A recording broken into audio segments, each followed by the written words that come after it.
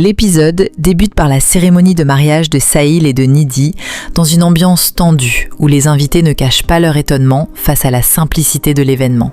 Curieuse et surprise, une invitée demande à une autre pourquoi le mariage du fils unique de la famille Agarwal est célébré de manière aussi discrète alors qu'elle s'attendait à une cérémonie grandiose. Avec un ton plein de sous-entendus, l'autre invité lui rappelle que Sahil a récemment fait scandale en paralysant pratiquement toute la ville par amour pour Vedika, une femme de 42 ans. Légèrement agacée par ces remarques, Bimbla intervient aussitôt pour défendre l'honneur de sa famille. Elle affirme que son fils est simplement naïf et qu'il s'est laissé manipuler par Vedika, tout en précisant qu'elle ne l'a certainement pas marié à Nidhi pour le punir de cette histoire. Gênée par la réaction de Bimbla, l'invitée s'excuse immédiatement, assurant qu'elle ne voulait en aucun cas l'offenser. À cet instant, Sahil fait son entrée devant tous les convives. Calme en apparence mais profondément révolté, il salue les invités avant de les provoquer ouvertement. Il leur demande pourquoi ils observent Nidhi s'ils souhaitent réellement voir son épouse, affirmant avec fermeté que Nidhi n'est pas sa femme et qu'elle ne représente rien à ses yeux.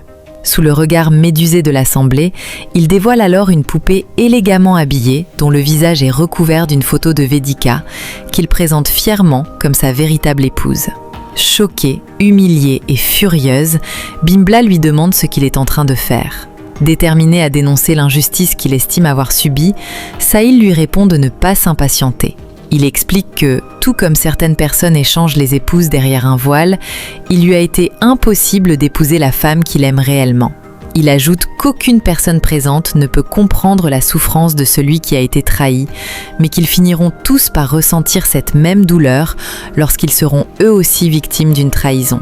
À l'écart, Nidhi, profondément frustrée et rongée par la jalousie, pense intérieurement que Vedika occupe encore toute la place dans le cœur de Sahil et qu'il est incapable de l'oublier malgré leur mariage. De son côté, Dupak, animé par des intentions malveillantes, réfléchit en silence. Convaincu que Sahil est désormais condamné, il estime que le mal est déjà fait et décide qu'il devra mettre au point de nouveaux stratagèmes afin de l'éliminer définitivement de la famille.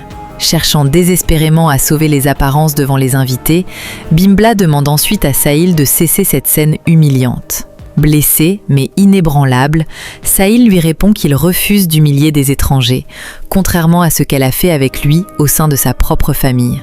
Il affirme qu'il ne laissera plus aucune de ses paroles l'atteindre. Plus déterminé que jamais, Sahil déclare ensuite avec une grande fermeté que personne ne pourra jamais changer les sentiments qu'il éprouve pour Vedika.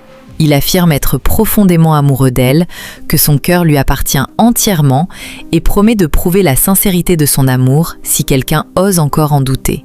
Enfin, retrouvant un calme apparent malgré la tension qui règne dans la salle, Sahil se tourne vers tous les invités et les remercie chaleureusement d'être venus assister à cette cérémonie, laissant chacun dans l'attente de ce qu'il s'apprête à faire ensuite. Pendant ce temps, Vedika, profondément inquiète mais déterminée à défendre son honneur, se rend dans le bureau du proviseur pour contester son licenciement.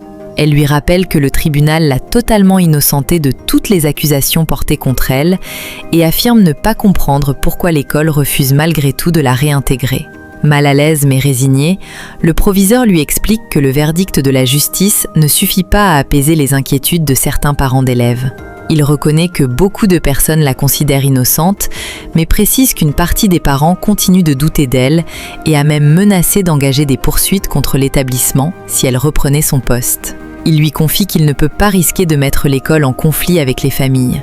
Blessé mais convaincu de son innocence, Vedika lui répond qu'ils savent tous les deux qu'elle n'a commis aucune faute.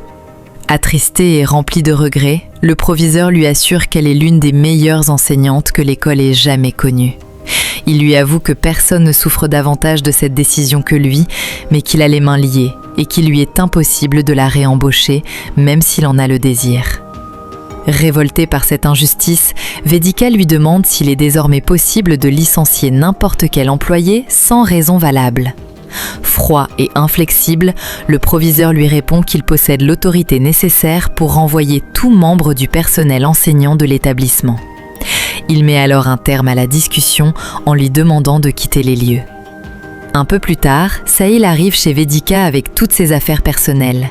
En découvrant ses bagages, Vedika, surprise et exaspérée, lui demande ce qu'il est en train de faire. Elle lui ordonne de reprendre immédiatement ses affaires et de partir, affirmant qu'il ne peut pas vivre chez elle. Calme mais résolu, Sahil reconnaît qu'il était ivre la veille et comprend pourquoi elle l'avait renvoyé chez lui. Il lui promet que cela ne se reproduira plus, avant d'annoncer avec une grande détermination qu'il est désormais venu s'installer définitivement auprès d'elle et qu'il compte vivre à ses côtés pour le reste de sa vie. Fatiguée et irritée, Vedika lui répond qu'elle n'a aucune envie de discuter avec lui. Elle lui rappelle qu'il n'a absolument aucun droit d'habiter dans cette maison.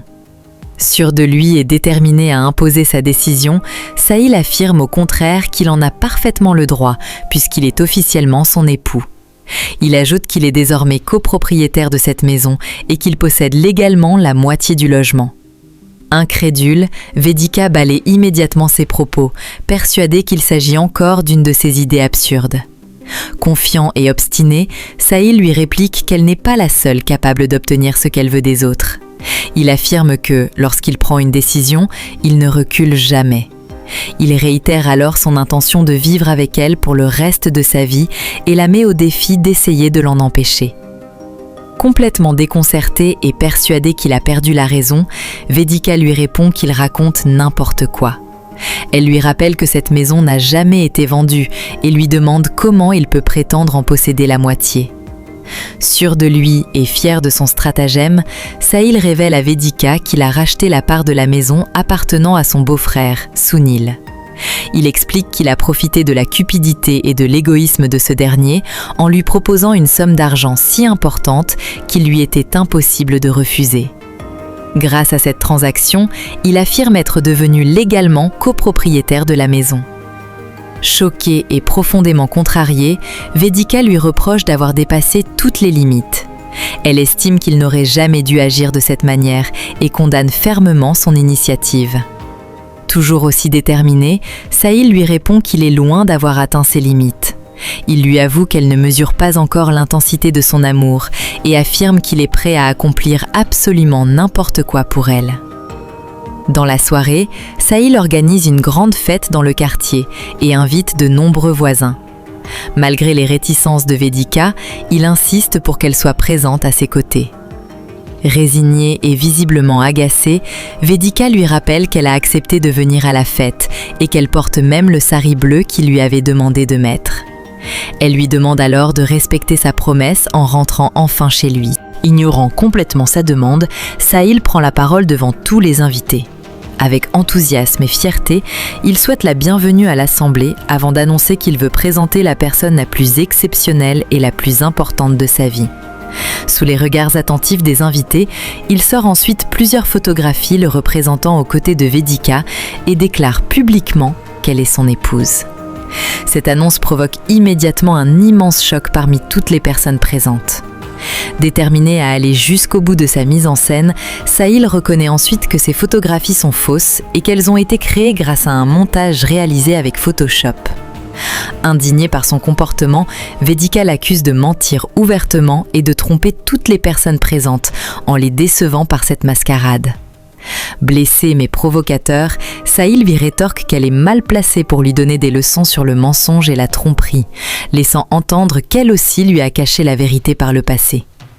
Au même moment, Bimbla fait irruption à la fête. Furieuse et humiliée par le scandale provoqué par son fils devant tout le quartier, elle lui ordonne de rentrer immédiatement à la maison, déterminée à mettre un terme à cette situation embarrassante.